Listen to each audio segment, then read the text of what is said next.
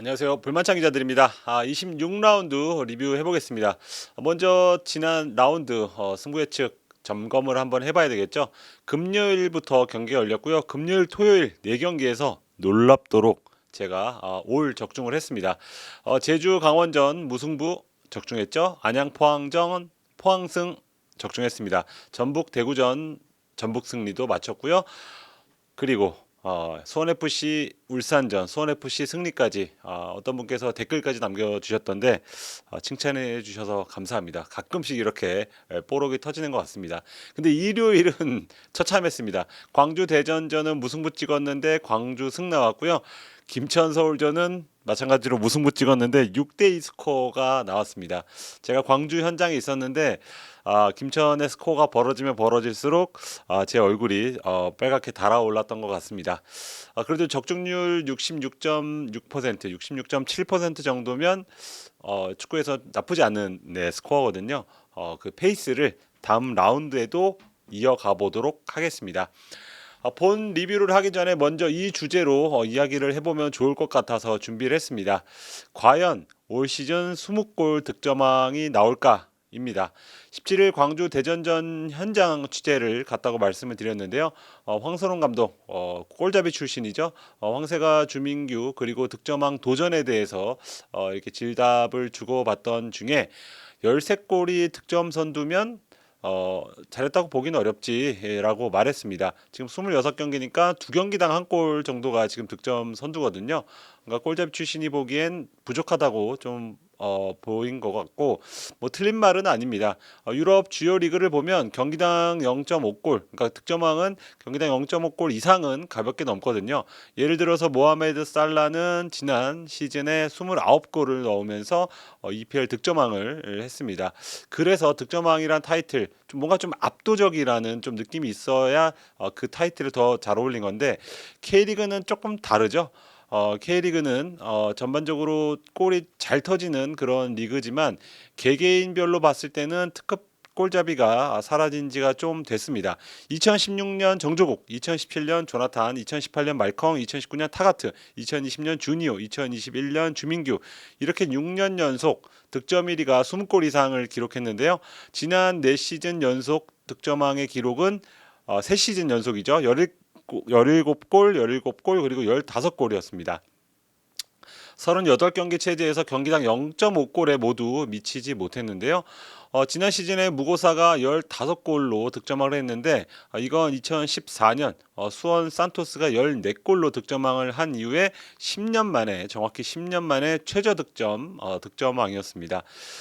일단 올 시즌을 보면 지난 시즌보다는 사정이 조금 더 낫긴 합니다. 26라운드 현재 전북의 전진우가 13골로 선두를 달리고 있고요.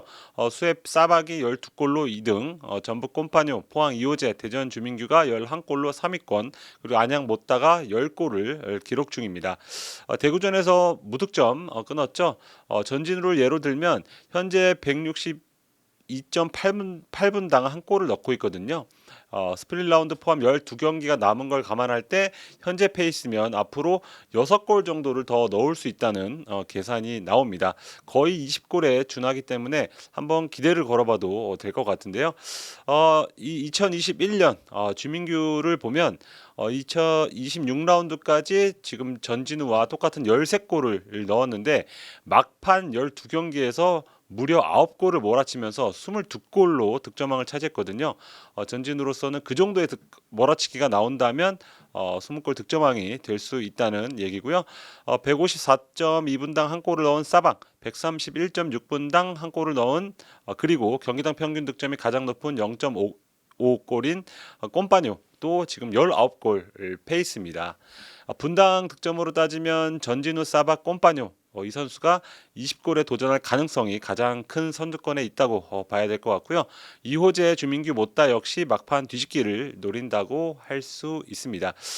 물론 뭐 전제를 하긴 했지만 이 20골에 근접하기 위해서는 지금 페이스를 페이스보다는 조금 더 또 빨라야 될 겁니다. 여기에 사박이 최근 5경기 연속골 그리고 5경기에서 7골을 넣으면서 가장 빠른 페이스를 보이고 있는 만큼 만약에 도박사들이 K리그 득점왕으로 배당률을 책정한다. 그러면 사박을 지금 1위로 잡지 않을까 이렇게 예상해 볼 수 있겠습니다.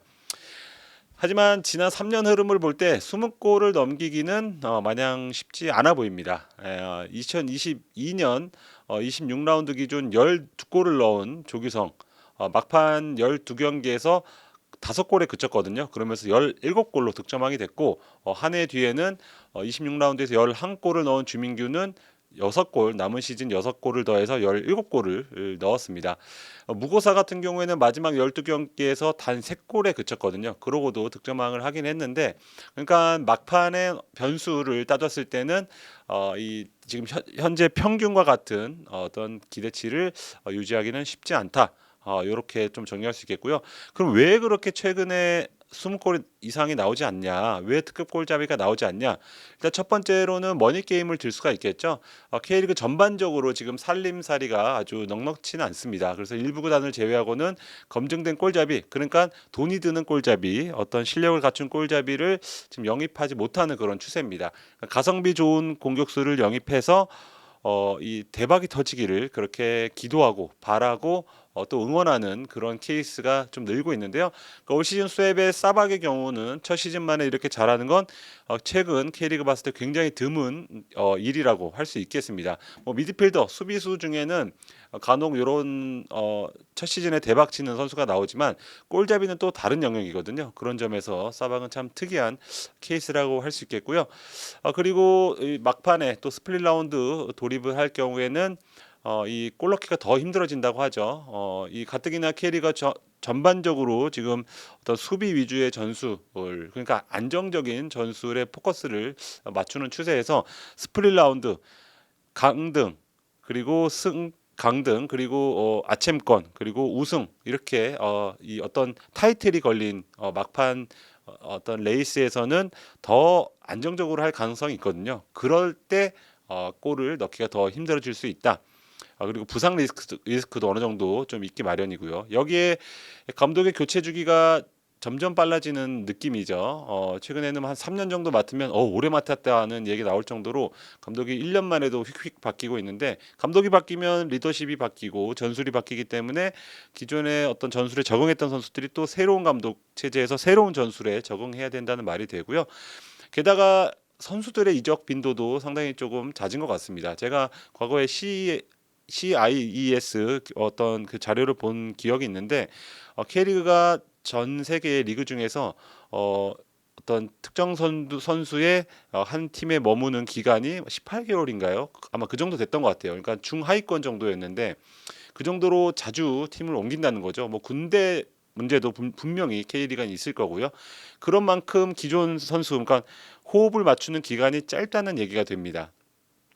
송캐듀오로 예를 들어보죠. 송캐듀오가 거의 한 10년 가까이 8년 가까이 호흡을 맞췄죠.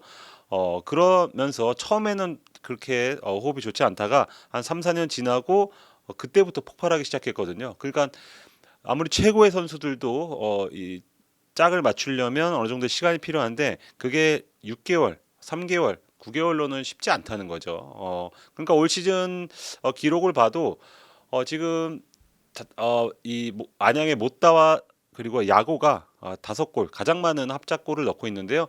그 나머지는 대부분은 서로에게 2골 정도 많아야 2골 적으면 1골 더 적으면 0골 그러니까 어시스트를 서로 주고받는 케이스가 상당히 좀 드뭅니다. 그러니까 딱 떠올려봐도 콤비가 누가 있지? 뭐 애닝요 크로스 이동국 헤더 예전에 뭐 그런 게 있었던 것 같은데 요새는 누가 잘 주고받지? 하면 잘 떠오르는 게 없어요. 지금 야구와 못다 정도 지금 4골을 어떤 어시스트를 했는데 그 정도지 그런 콤비가 늘어나야 어떤 골잡이 입장에서도 골을 넣기가 더 수월해질 수 있는 거거든요. 그러니까 그런 점도 최근 몇 년간 득점 페이스가 조금 떨어지는 이유가 아닌가 이런 생각이 좀 들었습니다. 개인적으로 예측을 해보면 뭐 울산이 지금 뭐 말컹을 영입한 것 이런 과감한 투자가 앞으로 좀 이루어지지 않는다면 당분간은 15골 득점왕, 17골 득점왕 이렇게 도토리 키재기식의 득점왕 경쟁이 계속되지 않을까 좀 예상이 됩니다. 저는 서두로 돌아가서 득점왕이라고 하면 왕이잖아요. 그러니까 원피스의 뭐 흰수염 같이 루피처럼 뭔가 압도적인 힘, 이 기어를 올릴 수 있는 그런 과거에 그런 주니오 같은 그런 퍼포먼스가 득점왕에 어울린다고 생각하는데 부디 그런 득점왕이 조금 나오기를 바라보고요. 올 시즌에도 되도록이면 20골 이상 득점자가 나왔으면 하는 바람을 전해 봅니다. 리뷰 이제 진행하겠습니다. 먼저 2주의 빅매치는 김천 서울전 임팩트 면에선 많이들 얘기하실 것 같은데 저는 수협 울산전을 고르고 싶습니다. 김천은 뭐 원래 강팀이라서 뭐 뒤에 2주의 기록에서 자세히 좀 말씀드리겠지만 어, 수협이 울산전 2연승을 달린다. 이거는 상당한 좀 의미가 있다. 그리고 수협의 최근에 기세가 얼마나 올라왔는지, 경기력이 얼마나 좋아졌는지, 그리고 단순히 안정적인 잔류를 넘어서 상승에 도전할 만한 페이스라는 걸 알 수 있는 경기였다는 점에서 이 경기를 2주의 빅매치로 꼽아봤습니다. 이날 경기는 원조 괴물 말컹, 신흥 괴물 싸박의 대결이라고 프리뷰 때도 말씀을 드렸는데요. 초반에는 그대로 진행이 됐습니다. 1분 만에 싸박이 선제골을 넣으면서 먼저 잽을 날리죠. 여기에 말컹이 곧바로 반응을 합니다. 괴물같이 밀고 들어가서 강력한 중거리 슛, 맞대 슛이죠. 그리고 동점골을 만듭니다. 울산이 자칫 흐름을 완전히 내줄 수 있는 그런 상황에서 공기를 바꾸는 그게 바로 골잡이의 역할이라고 또 보여졌습니다. 전반은 그렇게 1대1로 조용히 끝나는데 후반전엔 무려 4골이 터지면서 조금 시끄러워졌죠. 울산이 타박상을 입은 김영건을 빼고 이재익을 투입했는데 공교롭게도 이재익이 핸드볼 파울을 범하면서 후반 15분 윌리안에게 페널티킥으로 추가골을 내줍니다. 여기까지 뭐 페널티킥 운이 없었다 할 수 있겠지만 완전히 무너지는 신호탄이었습니다. 울산이 17라운드 김천전 이후에 수협전까지 리그 10경기에서 지금 7번이나 70%죠. 습관적으로 멀티 실점을 하고 있는데요. 감독이 김판곤 감독에서 신태용 감독으로 바뀌어서 뭐 직전 제주전에선 무승을 끊었지만 이 오랫동안 골문 문제, 특히 수비 문제가 쉽게 해결되지 않는다는 게 이날 드러났습니다. 선제 실점 상황에선 트로야크가 싸박의 침투에 반응하지 못했고요. 후반 29분엔 문전에서 볼 처리를 확실하게 하지 못하면서 싸박에게 세 번째 골 그리고 싸박에게 멀티골을 헌납했습니다. 후반 45분엔 노경호에게 또 실점을 내줍니다. 후반 15분부터 후반 45분까지 30분 동안 3골. 최근 3, 4년간 울산에서 쉽게 볼 수 없는 그런 모습이 이날 다시 나왔고요. 반대로 수협은 구단 역사상 최고의 페이스를 달리고 있죠. 최근 6경기 연속 멀티 득점을 했고요. 해당 6경기에서 5승을 따내면서 경기당 평균 3골을 터뜨렸습니다. 싸박은 5경기 연속골을 넣으면서 12골로 득점 2위까지 점프를 했고요. 아주 굉장한 거기에 싸박의 어떤 지휘하는 세레머니 팬들 앞에서 그건 최근 몇 년간 본 것 중에 가장 기발한 세레머니 중 하나인 것 같습니다. 루빅손이 후반 추가 시간에 추가골을 넣었지만 결과에 영향을 미치지 못했습니다. 지금 K리그 순위표를 보면 니가 해라 우승인 것처럼 상스가 혼돈에 빠졌거든요. 성큼성큼 올라온 수협은 상승권까지 승점 4점 차로 추격을 했고요. 신태용 감독은 참 고민이 많을 것 같습니다. 지난 수협전은 김판곤 감독 시절에 3백을 썼을 때 안 좋았던 경기의 판박이었거든요. 준비 기간이 짧았다고는 하지만 어느 정도의 변화는 가져갈 줄 알았는데 왜 다시 그때 포메이션으로 돌아간 것인지 의문이 들었고 확실히 수협전에서 나왔듯이 울산은 최근에 잘했던 걸 잘하지 못하고 있는 것으로 확실히 보입니다. 최강 스쿼드를 구축한 팀이 스쿼드를 제대로 활용하지 못한 문제가 무엇인지 비단 클럽 월드컵 출전에 따른 체력 고갈 때문인지 아니면 다른 문제가 있는지 꼼꼼히 들여다봐야 할 대로 보이고요. 다음 서울전은 울산에나 그리고 김천전에서 대패한 서울에나 대단히 중요한 경기가 될 것으로 보입니다.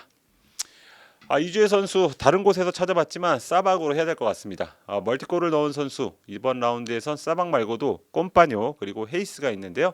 싸박은 여기에 1도움을 더해서 홀로 3개 공격 포인트를 기록을 했습니다. 프로축구연맹이 자체 평점 시스템에서 웬만하면 9점 이상은 잘 주지 않더라고요. 그런데 8월 이후 K리그 1에서 9점 이상을 받은 케이스가 딱 두 번 있는데요.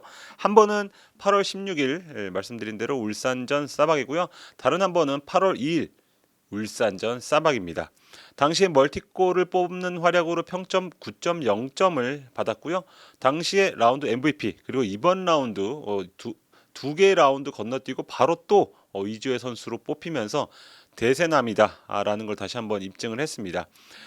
사박은 이번 울산전에서 2골 1도움 공격 포인트뿐만 아니라 3개의 키패스 그리고 팀 내에서 가장 많은 공격 진영 패스를 기록하면서 연계에도 관여를 했습니다.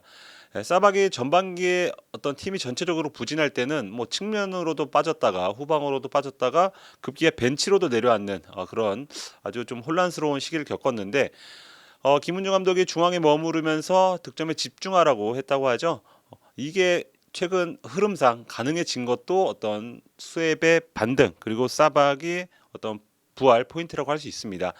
측면에서 활력을 더해주는 안현범, 윌리안 그리고 후방에서 패스를 찔러 넣어줄 수 있는 선수가 루안 한 명이었다면 이제는 안드리고까지 가세를 했거든요.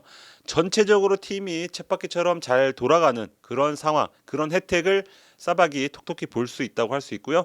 울산이 좋을 때 주민규 그리고 전북이 좋을 때 이동국 이렇게 원톱 공격수들이 확실히 지원 사격을 받으면서 많은 득점을 했던 것과 비슷하다고 볼 수 있습니다. 네, 이주의 골은 이호재의 안양전 골을 골랐습니다. 예술 점수보다는 팀 플레이 점수를 조금 더 주고 싶은 마음인데요. 전반 6분이었죠. 이 이호재의 득점에 6명이 관여를 했고 총 14번의 패스 연결이 이루어졌습니다. 먼저 박승욱과 전민광, 신광훈이 수비 진영에서 공을 주고받고요. 다시 공을 잡은 박승욱이 마중 나온 조르지에게 전진 패스를 찌르죠. 조르지는 풀백 어정원에게 공을 주고 어정원은 이호재에게 연결하고 그리고 다시 패스를 돌려받습니다. 그 사이에 조르지는 성큼성큼 최전방 좌측으로 달리고 있었고 조르지에게 알맞은 타이밍에 패스가 연결이 됩니다. 여기서 조르지가 정확한 크로스를 찌르고 이호재가 골문 상단을 노린 슛으로 득점을 연결합니다. 그에 앞선 전반 2분 오베르단의 첫 슈팅 상황에서도 수비 진영부터 상대 진영 측면까지 패스 연결이 매끄럽고 자연스럽게 연결되는 장면이 있었습니다. 최근 3경기에서 무실점 연승을 하면서 포항은 수비가 한층 단단해진 그런 모습이잖아요. 근데 여기다가 공격을 만들어가는 과정도 부쩍 매끄러워진 그런 모습이거든요. 이 이유는 뭐 홍윤상, 조르지, 이호재 이렇게 전반적인 공격수들이 컨디션이 좋다는 뜻이 되겠고 포항 특유의 원팀 응집력을 되찾았다고 볼 수 있는 그런 신호인 것 같습니다. 그래서 당분간 포항의 상승세는 유지될 가능성이 높지 않을까 이렇게 예상을 해보겠습니다.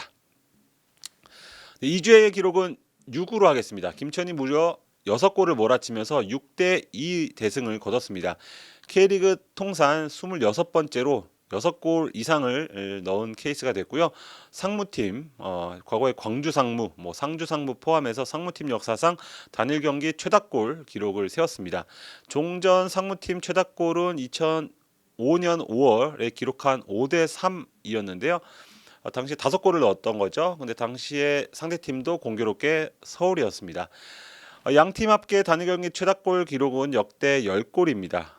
근데 김천 서울전은 8골이 터졌죠. 공동 16위에 올랐고요. 지난해 8월 동해안 더비 9골이 터진 동해안 더비 이후에 1년 만에 최다골에 해당이 됩니다. 게다가 김천은 지난 5월 강원전 4대0 승리 이후에 3개월 만에 또 4골차 승리를 거뒀는데요.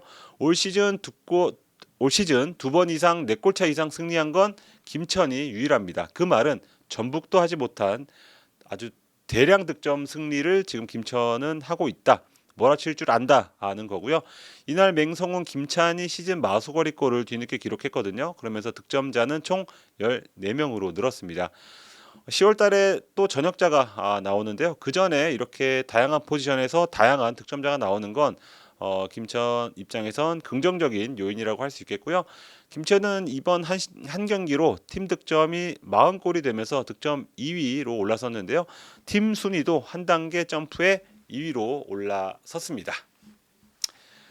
네, 과연 올 시즌에 20골 이상 득점 왕이 나올까에 대해서 한번 이슈에 대해서 말씀을 드렸고 전반적인 K리그 26라운드 리뷰 살펴봤습니다. 저는 다음 27라운드 프리뷰 때 찾아뵙겠습니다. 늘 감사합니다.